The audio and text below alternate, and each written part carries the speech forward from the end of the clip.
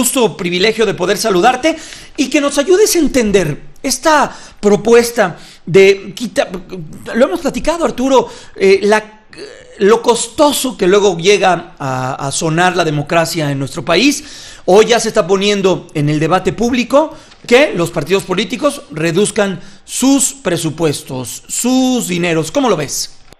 Bueno, yo creo que es una buena idea, creo que hay que afrontarlo como tal, no es la primera vez que se pone sobre la mesa este tema, ya desde antes de la campaña electoral se había discutido sobre este asunto, cuando vinieron los gastos en el sismo del 17 también se tocó el tema, y bueno, la realidad es que hay una percepción de que los partidos nos cuestan mucho dinero y el acuerdo básico es que hay que reducir los costos.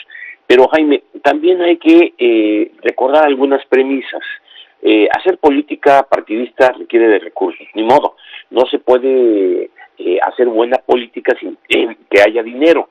De otra manera, pues ya tenemos nosotros también una larga historia de vicios que no conviene, cuando gobiernos le daban al partido en el poder recursos ilegalmente, o cuando los partidos tenían que recurrir a recursos privados muy poco transparentes, o cuando alguien que tenía mucho dinero le daba dinero a un partido político y se volvía un agente influyente en la toma de decisiones dentro del partido. Nada de eso queremos.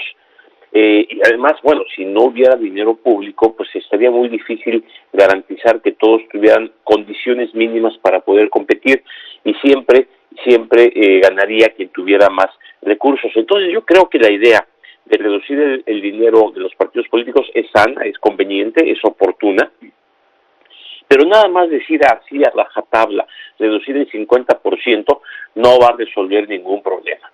Los partidos políticos reciben mucho dinero, pero reciben diferentes tipos de prerrogativas.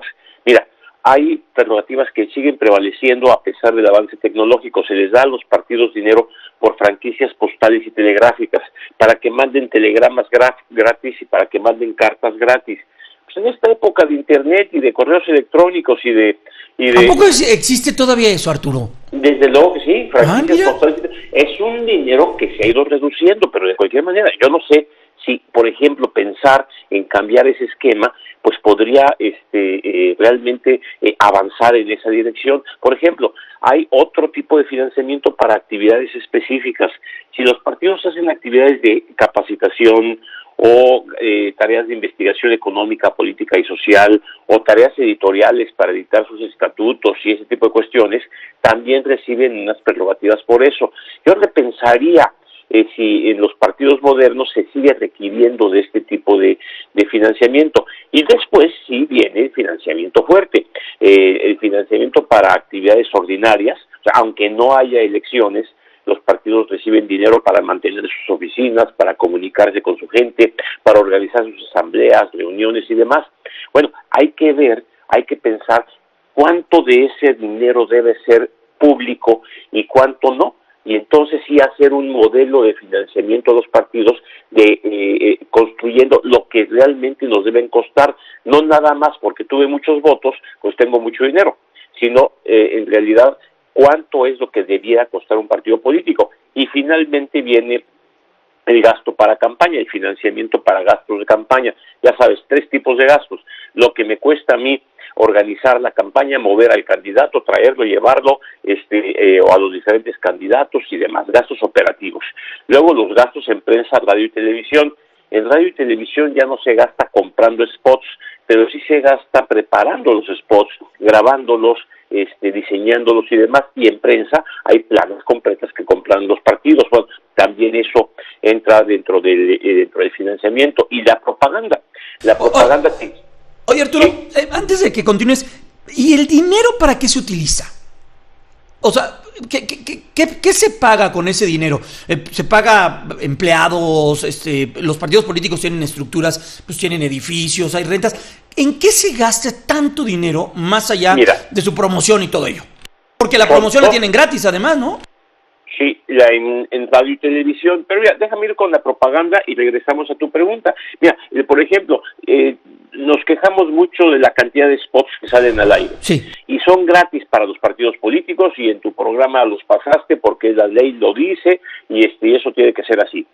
Pero los partidos gastan dinero en contratar a una agencia que grabe al candidato, que diseñe el guión, que ilumine el escenario, que busque la locación adecuada, que tenga buenos micrófonos para después hacer una cinta o una grabación que te entregan a ti para que la transmitas. O por ejemplo, esta campaña, Jaime, yo noté mucho menos propaganda en las calles, propaganda de pendones colgados en los postes y demás, como que esa tendencia va reduciendo, pero también gastaron dinero los partidos políticos en internet, en las redes sociales, Ajá. en Facebook y en Twitter. Entonces, y se gastó y lo tienen que reportar y se tiene que pagar.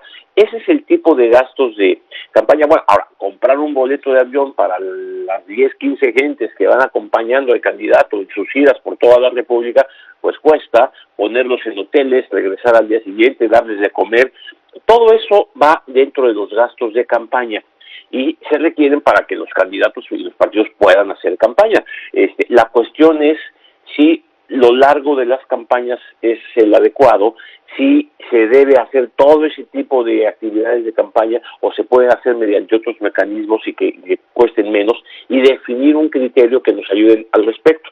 Luego, lo más cuestionable a veces es el gasto que realizan los partidos en actividades ordinarias, cuando no hay campaña, cuando no hay elecciones. Exacto.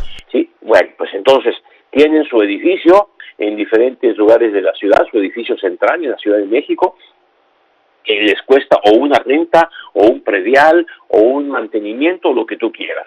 Luego tienen empleados ahí, en efecto, que hacen actividades, desde las actividades de limpieza hasta todas las actividades de organización política, de organización incluso de la fiscalización de los recursos, etcétera, etcétera, etcétera.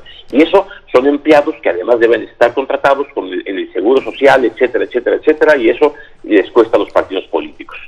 Yo creo que hay que cambiar todo esto, pero hay que repensar integralmente el sistema, ver qué es lo que realmente nos debe costar, porque mira, nos dicen que 6,000 millones de pesos son muchos para los partidos políticos. Si le decimos a la gente, ya no van a ser 6,000, van a ser 3,000 millones de pesos, Ajá. pues sigue siendo muchísimo para la gente.